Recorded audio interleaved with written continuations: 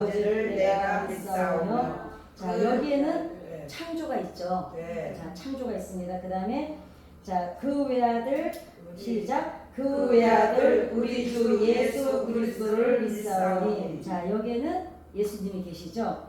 그 다음에 세 번째 시작. 이는 성령으로 잉태하사 동정녀 마리아에게 나시고 성부 성자 성령이 이제 다 여기 나오시죠. 이제 끝까지 읽으십시다. 시작. 본디오 빌라도에게 고난을 받으사 십자가에 못 박혀 죽으시고 장사한 지 사흘 만에 죽은 자 가운데서 다시 살아나시며 하늘에 오르사 전능하신 하나님 보좌에 앉아 계시다가 거기로부터 산자와 죽은 자를 심판하러 오시리라. 성령을 믿사오며 거룩한 공예와 소수가 서로 교통하는 것과 죄를 사하여 주시는 것과 몸이 다시 사는 것과 영원히 사는 것을 믿사오나이다. 아멘. 사도신경을 지금까지 우리 그냥 쭉 했잖아요. 사실 여기에 창세기부터 요한계시록까지 요약이 되어 있는 거예요. 그죠? 그래서 우리나라 같은 경우에는 사도신경을 안 하는 교회를 이단으로 이제 간주를 하죠. 근데 그게 왜 그런지를 이제 오늘 말씀을 통해서 나눌 겁니다. 그래서 이 압축을 시키기 위해서, 그리고 사실은 이 고백은 구약 성경에는 없는 겁니다. 그죠? 그래서 신약 성경에 와서, 왜냐면 예수님과 성령님이 오시고 이후에 이 말씀이 있어야 되고, 그 다음에 이 고백이 있어야만 그리스도인이라는 그 확증이 있었거든요. 그래서 그걸 오늘 나눠보려고 합니다. 이제 우리는 지금 사람들이 이렇게 말을 해요. 시대가 너무 불확실하다. 그런데 이렇게 분명한 시대도 사실은 없었거든요. 막 과학이 발달하고 의학이 발전하고 막 달나라를 가고 이제 일반인도 가고 막 이렇게 이제는 분명하게 과학으로 밝혀지는 시대고요. 병도 옛날에는 우리가 막연하게 알았잖아요. 그죠? 뭐 왜 죽는지도 모르고 죽었어요. 근데 이제는 의학이 며칠 전에 보니까 대장암 우리나라에서 발견했더라고. 이제 대장암이 제일 췌장암이 제일 발견되면 못 고치는 병이었잖아요. 근데 그것도 무슨 단백질을 또 발견을 했대요. 그러니까 이렇게 확실한 시대에 사는데 우리 마음은 어떨까요? 너무 빠르게 막 향해서 가니까 AI가 챗 GPT가 그냥 막 거짓말까지 하는 시대가 오고, 컴퓨터가 이제는 사람한테 거짓말을 해요.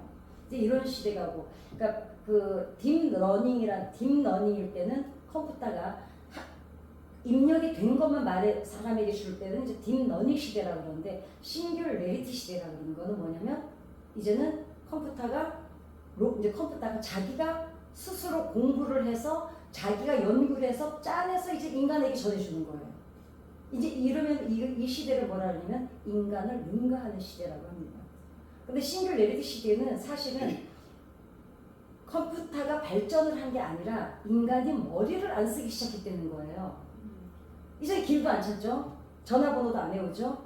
뭐든지 이제는 우리가 그전에는 무슨 모르는 단어가 있으면 막 사전을 찾았잖아요.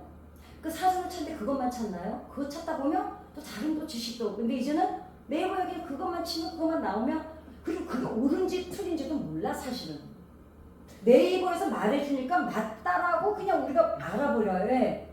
확인도 안 해요. 그러나 사전 같은 경우는 어떻습니까? 몇 번을 교정을 거치고 검증을 거쳐서 사전이 만들어지기 때문에 사실 이게 정확한 거거든요. 근데 이제는, 그리고 그 네이버 제가 언제까지 봤어요.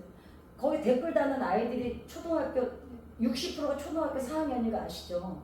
너무 우리가 뭘 몰라서 물어보면 애들이 우리를 가르치고 있는 거야 지금. 그러니까 그런 시대에 인간이 머리를 안 쓴다는 거예요. 그러니까 불확실한 시대를 우리가 살고 있다는 건 뭐냐면 모든 게 사실은 선명해지거든요. 과학이 창조를 다 밝혀내고 있고 의학이 밝혀내고 막 우주가 우리는 별이 그냥 저기 있구나 했는데 이제는 우주가 가서 직접 막 찍어갖고 오고 이러는 시대에, 확실한 시대에 사는데 인간의 마음은 오히려 불확실합니다. 왜냐하면 젊은이들이 지금 왜 취직을 안 합니까? 그리고 왜 젊은 아이들이 전 세계에서 젊은이 자살률이 우리나라가 1위예요. 왜 그렇습니까? 불안한 거예요. 불안하다는 건 왜 불안할까요? 불확실하니까 불안한 거예요. 뭐든지 우리가 제가 저번에 한번 그 얘기 드렸는데 우울은 과거에서 갖고 온 거예요. 지금 여기 현재를 살고 있는데 왜 우울하냐면 과거의 상실감. 그것 때문에 오늘 우울을 앓고 있어요. 오늘 근데 이 자리에서 현재 사는데 왜 불안하냐? 아직 일어나지 않은 미래를 끄집어 와가지고 여기서 지금 불안해하는 거거든요. 그러니까 불안이 좋은 걸로 쓰면 좋죠. 왜냐면 예방을 할 수 있으니까. 근데 그게 우리 정서를 잠식하게 되면 불안 장애를 오는 거죠. 그러니까 이런 불확실한 시대에 지금 우리 아이들이 살고 있고 우리 역시도 마찬가지입니다. 생명이 길어져서 좋아하는 사람도 있고 싫어하는 사람보다 사실 좋아하는 사람이 더 많죠. 그럼에도 불구하고 우리나라의 노인 자살률이 또 세계 1위입니다. 왜? 내일이 보장이 안 돼 있는 거예요. 그리고 이 정말 우리 어렸을 때와 지금으로 보면 이 풍요한 거는 말할 것도 없습니다. 정말 저희가 볼 때는 풍요를 넘었다고 생각이 들어요. 넘쳐요. 근데 이렇게 풍요한 삶이 너무너무 풍요로워졌는데 풍요롭기 때문에 여러분 더 힘든 거 아시죠? 제가 이제 내일 이제 지방을 내려가는데 모레 이제 행사가 있어서 오늘 어젯밤에부터 계속 의상을 다 꺼내 놓는 거예요. 옛날에 옷이 몇 벌 없을 때는 뭐 입을까 고민 안 했어요. 그 중에서 제일 새 거 입으면 됐으니까요. 나올 때. 너무 오히려 많기 때문에 삶이 더 힘들어졌다는 거예요. 이럴까 저럴까. 무엇을 먹을까 마실까도 아니 먹을 게 옛날에 강냉이밥 한 그릇밖에 없을 때는 뭐 그거나 저거나 된장찌개다 그거 하나 먹었어요. 냉동실을 열어보면은 뭐 정말 어저께 얘기드렸죠. 소고기가 구정 때 떡국 끓이려고 사다 놓은 게 아직도 있더라고요. 그게 그렇게 풍요한데 왜 힘들까요? 풍요를 누려야 되기 때문에 이제는 힘이 들어요. 풍요한 만큼을 누리려면 어떻게 해요? 돈이 더 필요하잖아요. 우리가 버는 거는 사실 그렇게 늘지를 않았습니다. 수입은 그죠? 예전에는 아버지 혼자 벌어서 대여섯 식구가 다 먹고 살아도 됐었어요. 왜? 풍요하지 않았기 때문에 사는 게 간단하고 명료해서 크게 돈 들어갈 일이 없었어요. 그런데 요즘에는 집안에 식구가 5명, 5명 다 스마트폰이 있어야 돼요. 그리고 세탁기, 뭐 냉장고도 하나가 있으니까 나는 우리 그 녹음실 갔더니 보면 어떡하지? 3식구 사는데 냉장고가요 6대가 있어요. 나는 그거는 좀 근데 욕할 일은 아니 나도 이제 내가 그게 있잖아. 뭐 묻은 개가 뭐 묻은 개를 욕한다고. 저 옛날에 제 동생이랑 둘이 살면서 냉동고까지요. 냉장고가 저도 5대가 있었어요. 그것도 대형만. 아이고. 그게 나 어쩌면 이렇게 인간이 못됐니?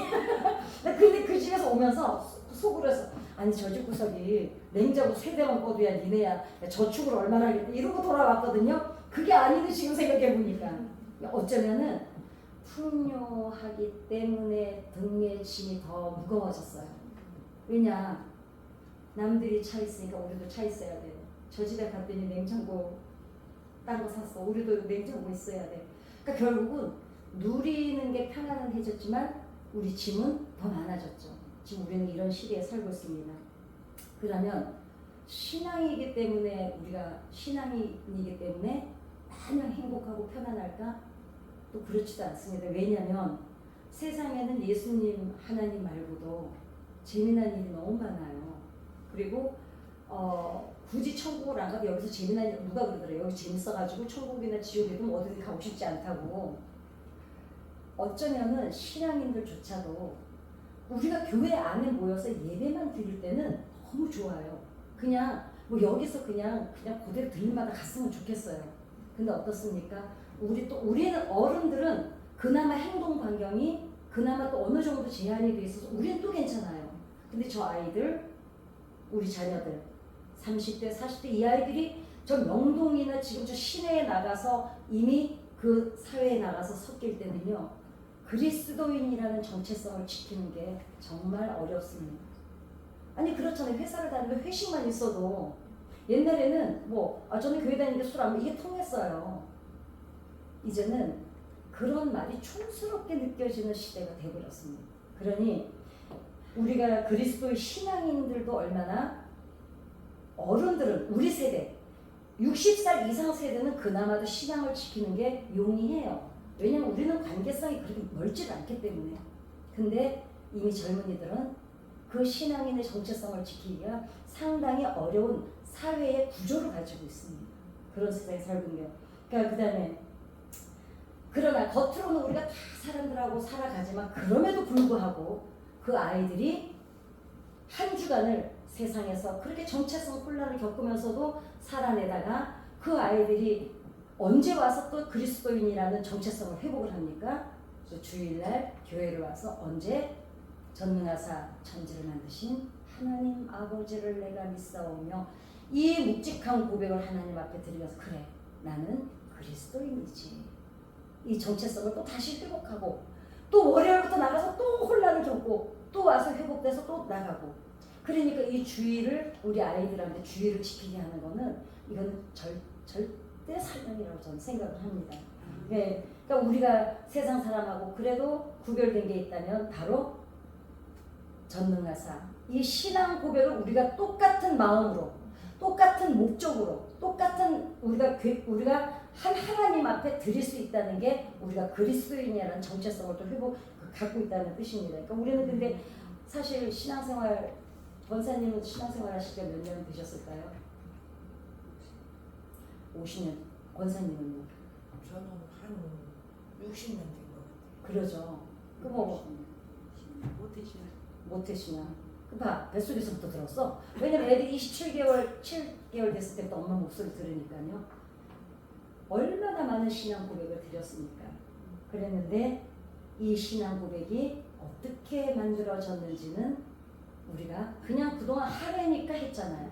오늘 이거를 한번 아마 우리 알고 나면 얼마나 우리가 그 신앙 고백을 드릴 때 우리가 그냥 어느 정체성이 확 확립이 되는 그런 느낌이 들 겁니다. 아마. 그래서 역사를 모르면 우리가 이제 그 중간사를 계속 했던 것도 다시 한번 정리를 하는 입장이었잖아요. 그다음에 이제 오늘의 신앙 고백을 이제 역사를 통해서 하는데 이 신앙 고백 속에 아까도 봤지만 창조, 그다음에 타락, 구속, 재림. 그러니까 창세기부터 요한계시록이 아주 함축되어 있는 게 바로 사도신경입니다. 주기도문은 또 달라요. 주기도문은 예수님이 가르쳐 주신 기도예요. 근데 이 사도신경은 완전히 다릅니다. 그래서 이거를 이제 신앙 고백은 언제 만들어졌고 그러면 만들어지고 어떻게 이게 이제 오늘까지 우리에게 왔는지. 그러니까 참 우리가 그 성경이 만들어진 과정도 그때 공부했잖아요. 그리고 우리는 정말 그리고 나서 이 성경을 볼 때 또 다릅니다. 왜냐면 이게 우리는 지금 그냥 뭐 쉽게 읽는데 이게 오늘 이렇게 한 권으로 완성이 되기까지 정말 철로 역경이에요. 철로 역경. 그렇게 만들어졌습니다. 그러니까 이제 이 사도신경도 어떻게 되느냐. 이제 3000년 전으로 거슬러 올라가야 됩니다. 이스라엘 백성들이 이제 탈출해서 40년 동안 광야 생활을 하죠. 이제 하고 그리고 마침내 가나안 땅으로 들어가기 전에 요단강을 바라보면서 이제 바라보고 이제 모세가 다 데리고 앉아 있잖아요. 그런데 생각해 보세요.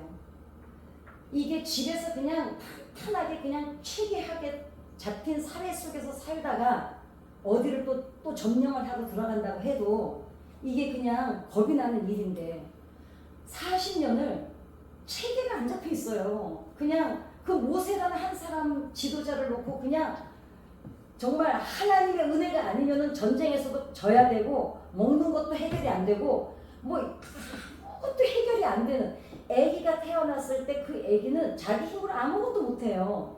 그렇죠? 자기한테 공격이 들어오는 것조차도 모르고 공격이 들어와도 방어도 못하고 먹고 자고 싸고 이거 다 누가 해줘야지 아기들은 살아날 수가 있는데 사실 이스라엘 백성이 40년이 그랬습니다. 하나님이 다 먹이고 재우고 보호해주고 비바람 막아주고 햇빛을 막아주고 전쟁을 다 이기게 해주시면 애기 키우듯이 다시 요람에서 다시 키워내신 거거든요. 그러다가 갑자기 이제 니네한테 준 땅이야. 저기 요단강만 건너가면 저기를 들어가려고 지금 온 거잖아요.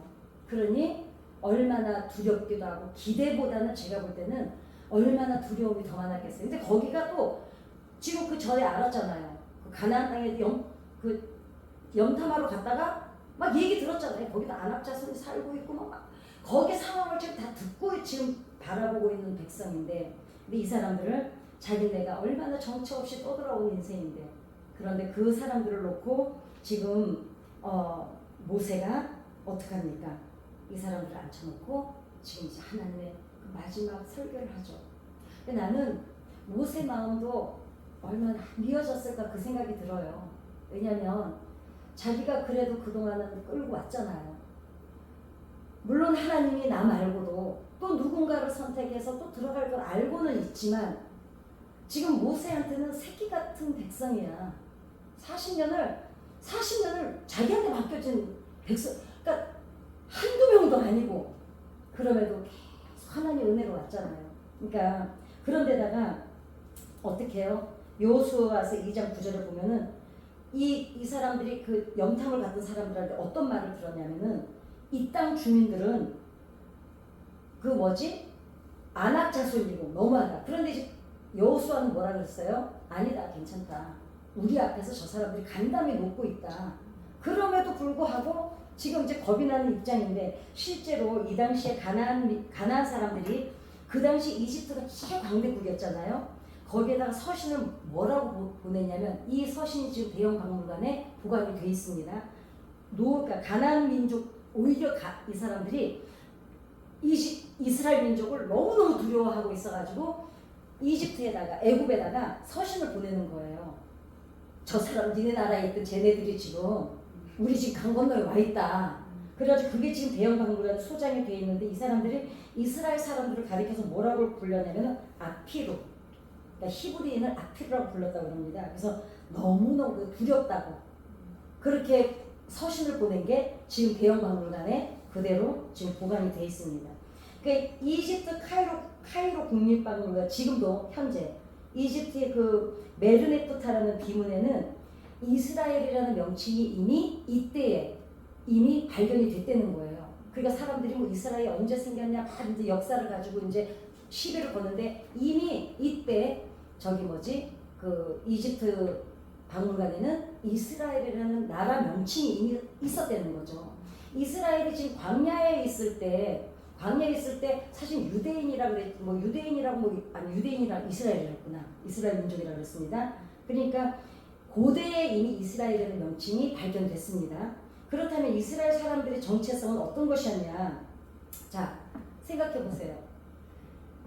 우리가 일본에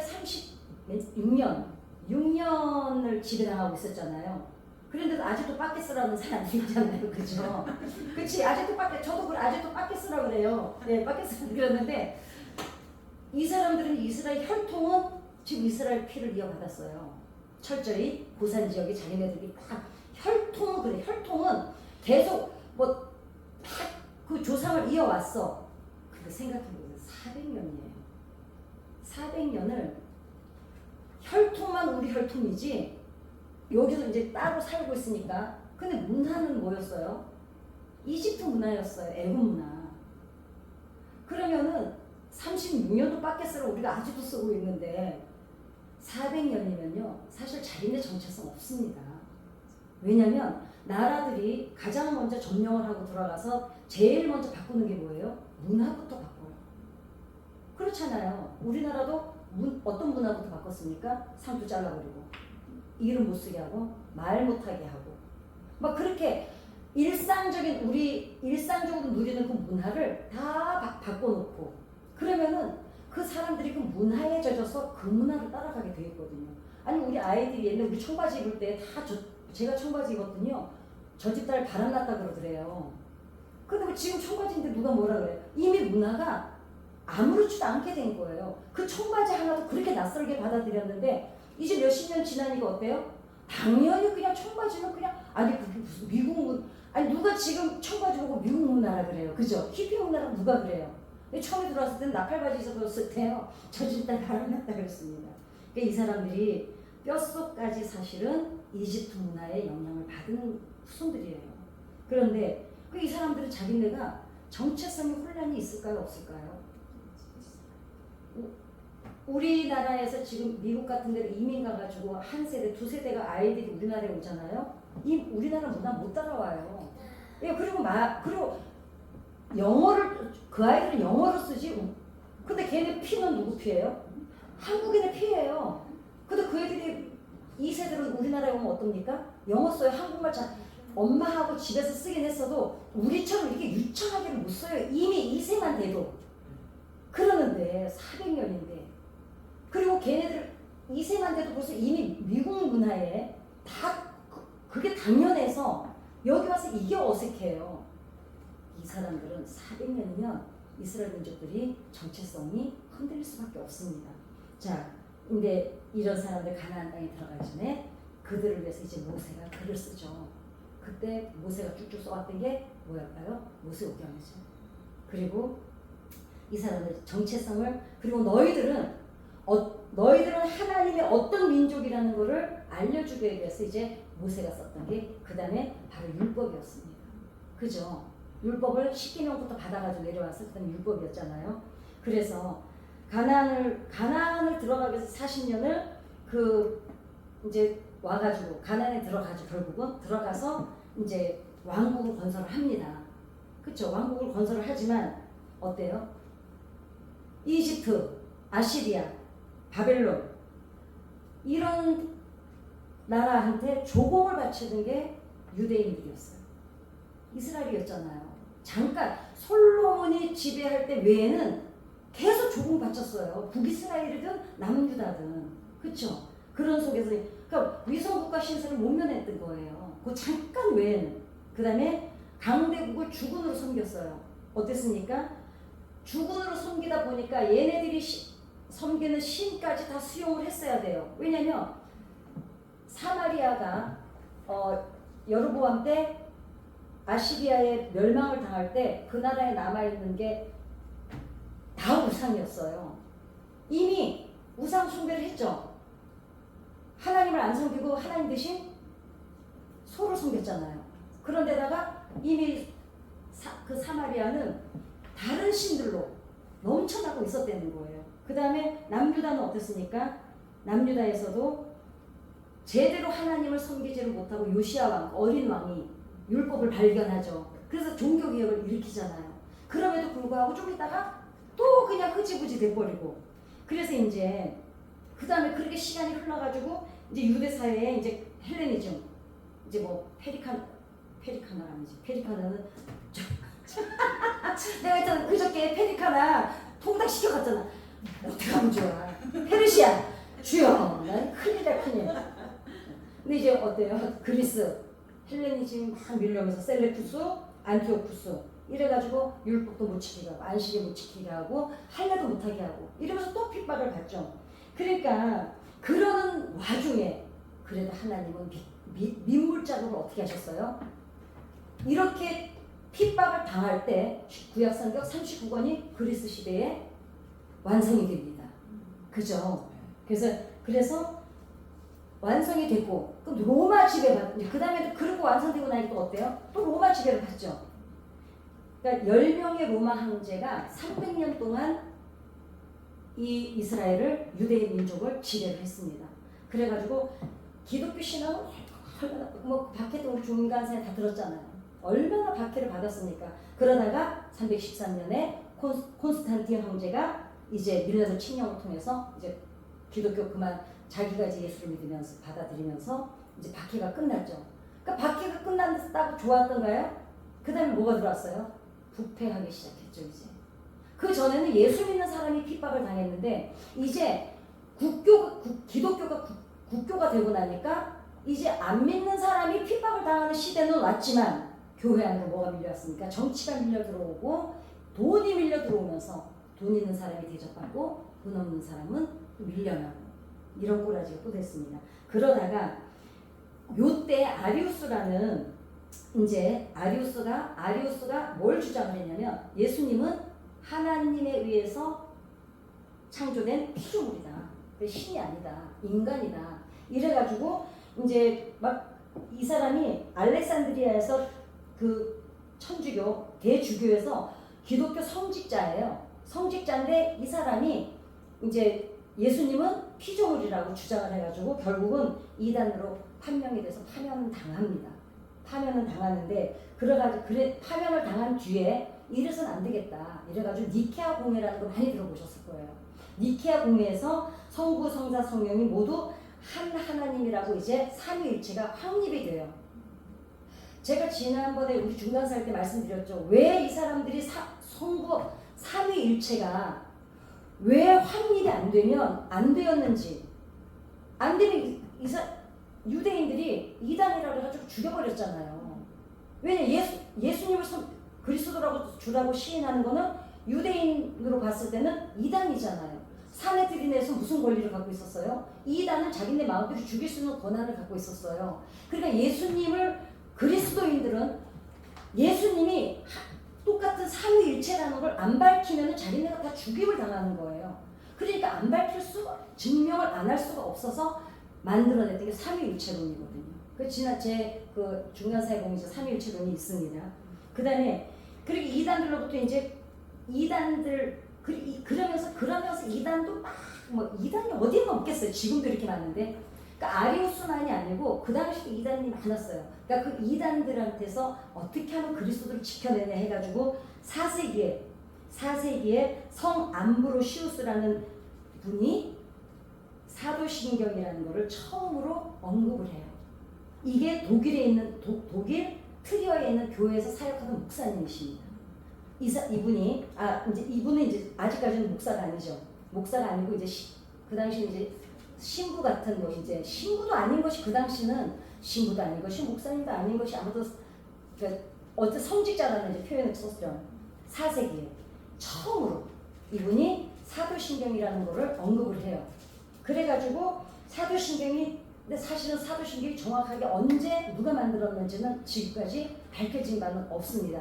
그러나 이게 확립이 된 거는 이제 오늘 나누려고 하는 거예요. 그러니까 이제 사도신경이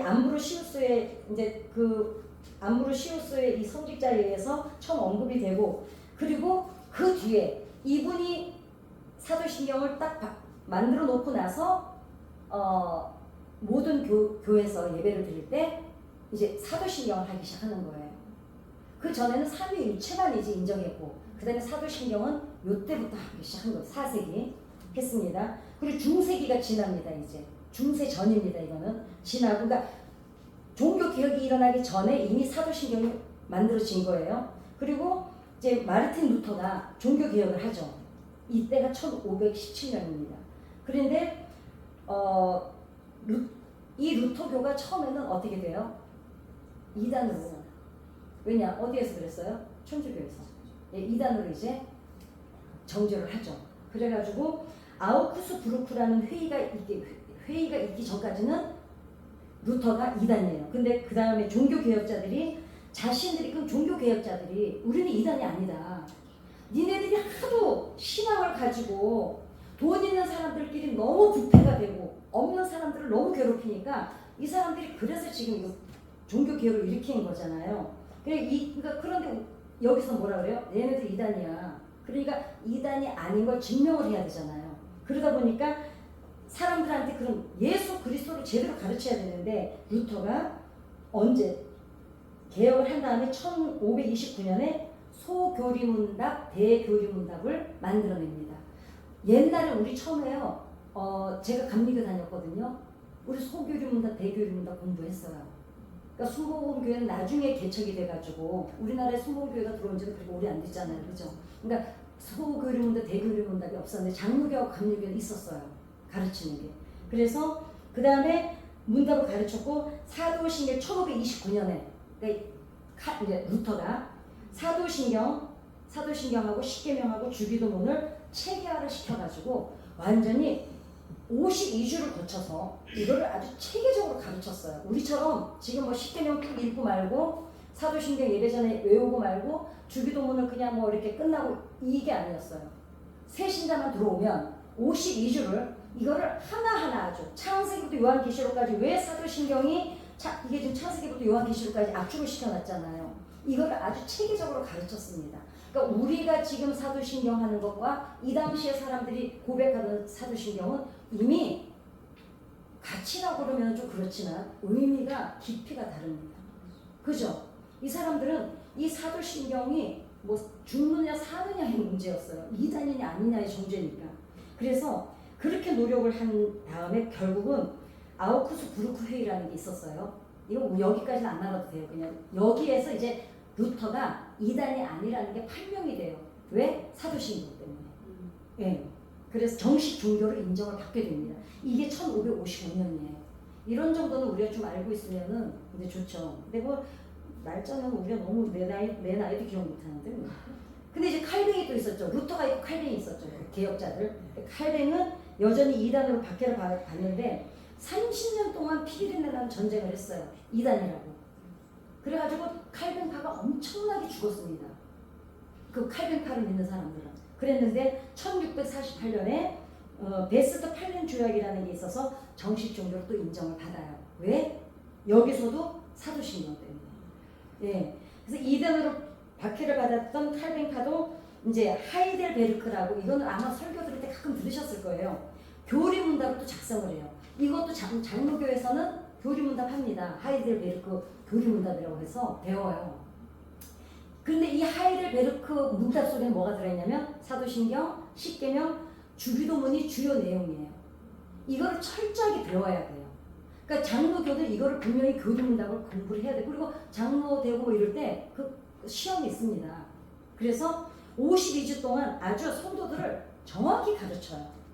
그러니까 우리 뭐 전능하사 우리 이런 식으로 하는 사도신경이 아닌 거죠.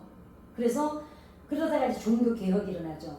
영국에서 청교도들이 종교의 자유를 찾아서 어디로 갑니까? 미국으로 건너오죠 이제. 그래서 영국이 아니라 독일에서 이제 건너오죠. 바다 건너서 영국으로 갔다가 독일에서 영국으로 갔다가 영국에서 저기 어디로 가죠? 러시아로 가죠. 러시아로 가고 그 다음에 청교도들은 어디에서 와요? 영국에서 미국으로 건너옵니다. 그래서 이 사람들이 이제 청교도 혁명을 일으켜서 이때 신앙을 확립한 게 또 여러분 기억나. 이거는 이제 감리교에서는 이 신앙 고백을 하는데 웨스트민스터 들어보셨어요? 이건 감리교 다닌 사람들 알아요. 웨스트민스터라고 해가지고 신앙 고백문이 이제 신앙을 확립하게 해서 웨스트민스터라는 신앙 고백문을 또 만드는데 종교개혁 시대에 루터파, 칼뱅파, 그 다음에 청교도들, 이 사람들 이 세 파는 어떻게 해야 돼요? 주기도문, 십계명, 사도신경을 꼭 해야 인정을 받았어요. 그렇게 해서 이제 그래서 신앙 고백이 완전히 확립을 이룹니다. 그러니까 우리는 뭐 이제 예배 때마다 정말 뭐 그냥 습관처럼 외우잖아요. 근데 이 사람들은 정말 체계적으로 가르쳤고, 이 사람들은 신앙에 확고한 그 신념을 가질 수 있었던 게 이 세 가지를 체계적으로 배웠기 때문이었습니다. 그 신앙 사도신경 안에는요 성경 전체가 들어있으니까요. 아니 성경 전체를 공부를 체계적으로 안 하면 해야 신앙 고백에 압축된 걸 알고 있으니까. 그래서 이렇게 만들어진 사도신경하고 주기도문은 교회의 진리를 지키는 표준이 그때부터 되었습니다. 언제부터? 1555년. 이때부터. 그러니까 중세기가 지나서. 그게 개신교가 개신교 지금 아니 개신교 되기 아직도 개신교가 되기 전부터 사실은 이미 사도신경이 확립이 되기 시작하다가 그 다음에 이제 루터파가 이제 종교 개혁이고 칼뱅이 일으키면서 확립이 된 게 세 가지. 주기도문, 사도신경, 십계명. 네. 이단이 아니라는 거가 밝혀지기 위해서는 사도신경을 해야 되는 거예요. 그래서 우리나라도 저기 캐톨릭에서도 사도신경을 해요. 거기는 우리처럼 이렇게 우리하고 좀 내용이 달라요. 거기는 성경도 하나 더 있잖아요. 외경이 우리는 쓰지 않는. 그래서 이제 그리고 그다음에 1933년 뉘른베르크 전당대회를 통해서 히틀러가 등장을 합니다. 근데 이게 이제 알아야 되겠더라고요. 그 종교 개혁의 후예들이 사실 독일이잖아요. 거기서 이제 개혁이 칼뱅이로 루터도 다 독일에서 일어났거든요. 근데 영국 아니에요? 예, 아니 독일. 독일. 예, 독일에서 스위스 일어났고, 응? 스위스 아니에요? 아니에요, 독일이에요. 저는 독일에서- 나는 저기 영국에서 나왔다. 아니 독일에서 독일하고 독일에서 일어났는데 독일에서 너무 부패를 하니까 영국으로 잠깐은 넘어갔지만 그 다음에 러시아로 넘어간 거예요. 정교회가. 러시아 정교회라고 그러죠. 네. 그래서 정교회 그 모태예요? 응? 칼빈이 정교회 나는 칼빈이 아니 정교회는 네. 정교회는 이미 그 전부터 그러니까 개혁 전부터 같은 거 아니에요? 정교회라고 이제 그리스도를 믿는 사람들은 다 정교회라고 했는데 네. 이게 이제 다 예수를 믿는 사람들이 국교가 되고 나니까 너무너무 성직자들이 부패를 하는 거예요. 내가 언젠가 그 설교 하나 올려놨는데 성직자들이 맨날 술 퍼먹고 앉아있고 그냥 돈 많은 헝금한 사람이나 와야 대접을 받고 가난한 사람들은 돌아도 보지 않고 막 이제 이렇게 되니까 그 촛대를 하나님이 러시아로 옮겨버리셨어요. 그래서 러시아 정교회가 된 거야. 예. 근데 영국에도 잠깐 독일에서 영국으로 갔다가 영국에서 러시아로 넘어갔나 보다. 어찌됐건 영국은 그렇게 영향력이 없었어요. 그런데 거기서도 일단은 어찌됐거나 313년에 콘스탄틴 황제가 밀라노 침영을 통해서 다 자기가 그리스도를 믿고 그리스도를 다 반포를 하고 그때까지는 아직 국교는 안 됐었어요. 그러다가 한 100년 지나서 국교가 됐는데 이때부터 이제 썩기 시작한 거야. 그냥 돈이 밀려 들어오기 시작하고 정치가 밀려 들어오고 있어서 성직자들이 다 정치하고 결탁을 한 거예요. 이제 그렇게 된 겁니다. 그래서 그 다음에 이제 히틀러가 드디어 등장을 하는데 그런데 독일에서 히틀러에 동조를 하는 거예요. 히틀러는 사실 기독교를 박해하던 사람이잖아요. 그랬는데 이래가지고 뭐가 일어나기 시작했냐면 나치의 가르침을 반대하고 사도신경의 신앙 고백을 지키기로 결의하는 일이 일어나요. 이게 뭐 어떤 운동이냐면 이 고백을 따르는 무리들을 가리켜서 고백교회라고 이제 칭하고 이 사람들이 결의한 내용이 뭐냐면 바르멘 선언이라는 게 있어요. 독일에서 일어난 일입니다. 히틀러 때문에 히틀러가 하도 기독교회를 박해를 하니까 우리는 그런데 중요한 건 독일 교회들이 기독교회들이 히틀러한테 동조를 하는 거예요. 유대인들을 인종 우월주의였죠. 네. 예. 그러는데 교회가 동조를 하는 거예요. 교회가 완전히 위배되죠. 예수님이 어디 오셨어요? 예수님은 종교인들한테 안 오셨어요. 가난하고 병들고 근데 얘네들은 인종 우월주의가 뭐예요? 병들고 못 배우고 가난한 사람들은 인생 쓰레기들이라고 생각했어요. 그러니까 히틀러가 그 생각을 갖고 있던 사람이거든요. 근데 독일 교회들이 히틀러한테 지금 동조를 하고 있는 게 지금 심각한 문제라는 거예요. 그래서 생겨난 게 바르멘 선언인데 이게 뭐냐면 우리가 알고 있는 이 바르멘 선언을 모여서 이제 우리는 안 된다. 우리는 그리스도의 가르침을 따라야 된다. 이래서 모이니까 디트리히 본 회포 목사라고 이분은 유명하신 분이에요. 책도 많이 쓰고 지금도 유명하신 분이에요. 돌아가셨지만 이분이 이제 지도자 중 한 명인데 이분이 바르멘 선언에서 막 투옥되고 막 이 히틀러한테 지금 핍박을 막 당하고 있습니다. 근데 이 본헤프 목사님 여러분 금방 어디 검색으로 나올 거예요. 이분은 유명하신 분이에요. 이분 정도는 그래도 좀 알고 있는 게 좋아. 근데 이 목사님이 이제 그 주도를 해가지고 그러니까 사도신경을 바르멘 선언과 이제 비교해보면 크게 다르지 않는데 성경을 근거로 한 신앙 고백 그리고 교부시대 종교 개혁 시대로부터 이어진 신앙 고백이 신앙 고백하고 바르멘 선언하고 일치를 해요. 우리는 히틀러의 여기에 동조할 수가 없다. 근데 예수님의 가르침은 가난하고 병들고 소외된 자 그 사람들 때문에 오셨는데 지금 히틀러가 주장하는 거는 인종 우월주의잖아요. 그래서 바르멘 선언에는 이 사람들이 이 내용이 중요하더라고요. 교회 총회는 우리의 신앙 고백과 독일의 교회를 파괴하는 나치, 그러니까 독일의 교회가 있고 나치 기독교가 또 있었어요. 그러니까 나치 기독교가 기독교인을 이제 핍박하는 거죠. 나치 기독교에 맞서 믿음으로 일치단결하여 그들에게 저항하고자 한다. 이게 이제 바르멘 선언의 내용이야. 그들은 거짓된 신조, 폭력, 위선적인 이념이 뭐였어요? 우월주의. 통해 독일 교회를 하나로 통합하려고 시도하지만 독일 복음주의 교회는 성령을 통한 믿음 안에서 하나님의 말씀인 성경으로 하나가 될 수 있다. 바르멘 선언이 성경과 교부들의 신앙 고백과 일치하는지 일치하지 않는지 확인해 봐라. 우리는 사도신경을 바탕으로 우리는 하나님의 말씀에 근거해서 너희들과 싸운다지. 이걸 일치를 해봐라 한번. 그래서 만일 우리의 선언이 성경에 위배된다면 듣지 않아도 된다. 그러나 만일 우리가 성경에 근거한다면 나치에게서 오는 모든 두려움과 유혹을 극복하고 하나님의 말씀에 순종함으로써 믿음의 길에 참여하라. 독일 교회들한테 이제 막 바르면 선언을 통해서 호소를 하는 거예요. 절대로 이건 안 된다.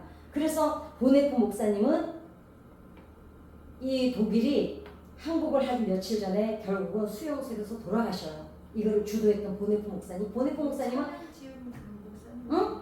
찬양지은. 막 있을 거야, 맞아. 보네프 어디 찬송가 있어. 그거 엄청 네. 그치, 어딘가 있어, 맞아. 이분은 유명하신 분이라 여러분 좀 알고 계셔야 돼, 이런 분 정도는. 그러니까 그러면 이분은 돌아가셔요.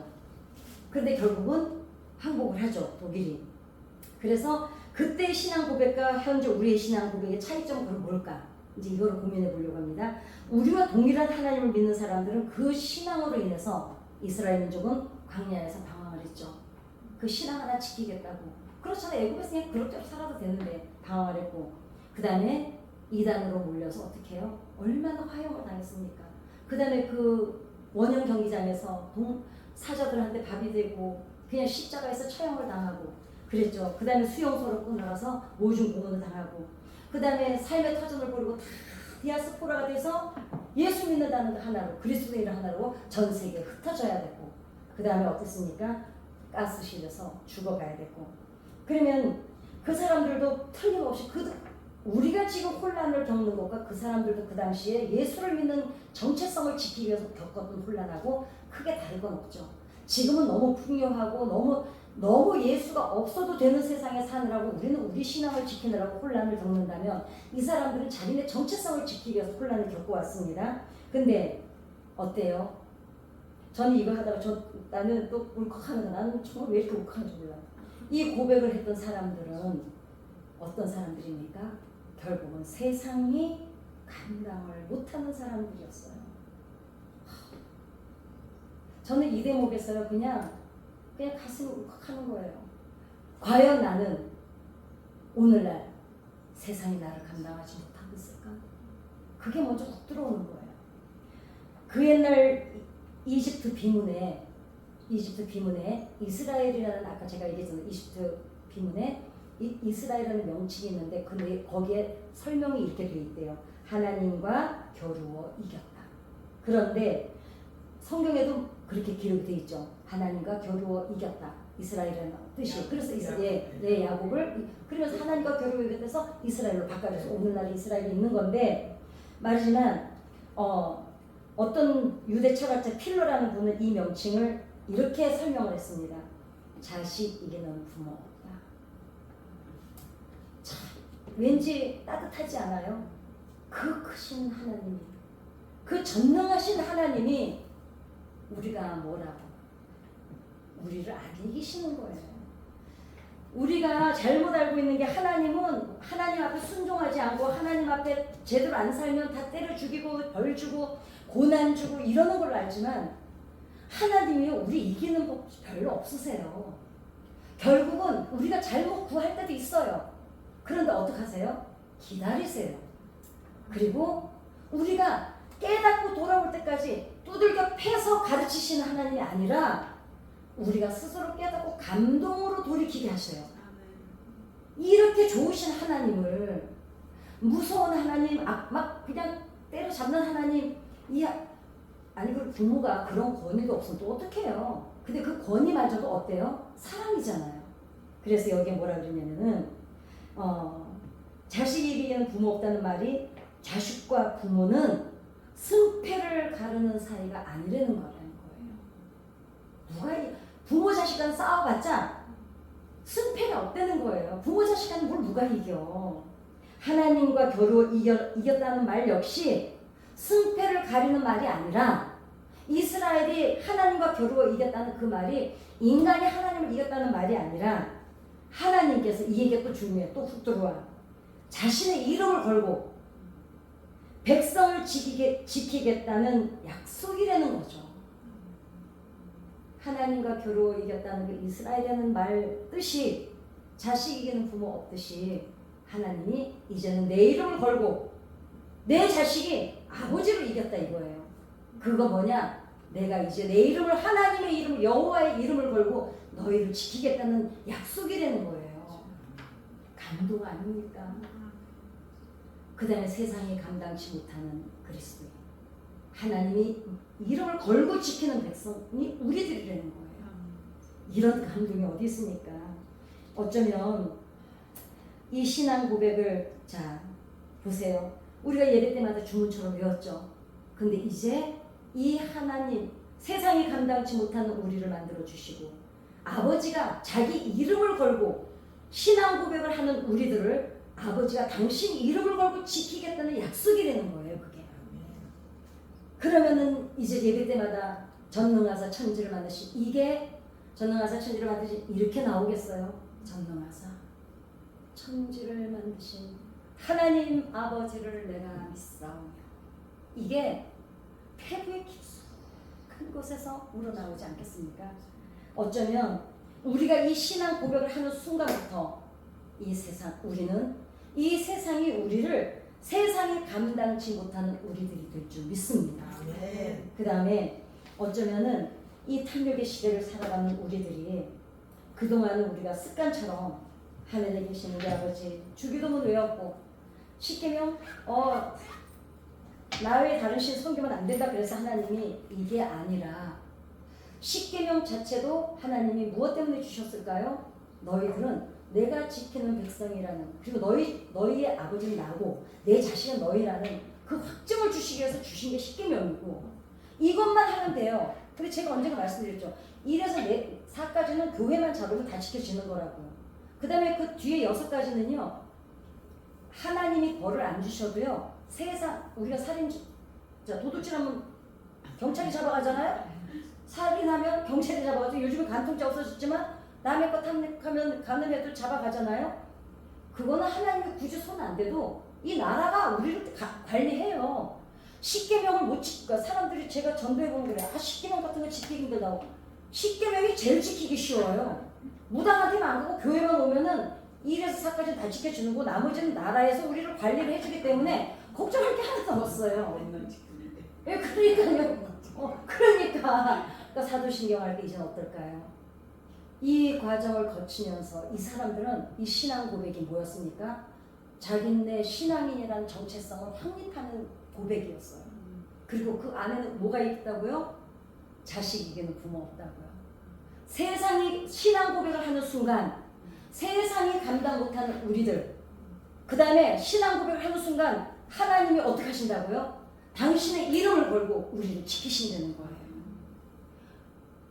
이 두 가지만 알아도 신앙 고백이 전능하사 이렇게 나오겠어요. 전능하사 천지를 할 때 나는 하나님이 이름을 걸고 아니 우리가 있잖아 누가 무슨 높은 데 있는 사람 하나가 내가 보증할게 이래도 그냥 어디가 다 통과가 되는데 하나님이 이름을 걸고 우리 손자를 지금 고쳐주시겠다는 거예요. 우리 아들을 지켜주시겠다는 거예요. 우리 자식들을 지켜주시겠다는 거예요.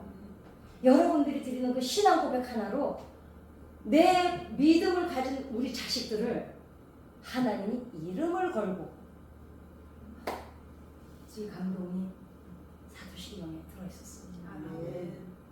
우리 주기도문 드리고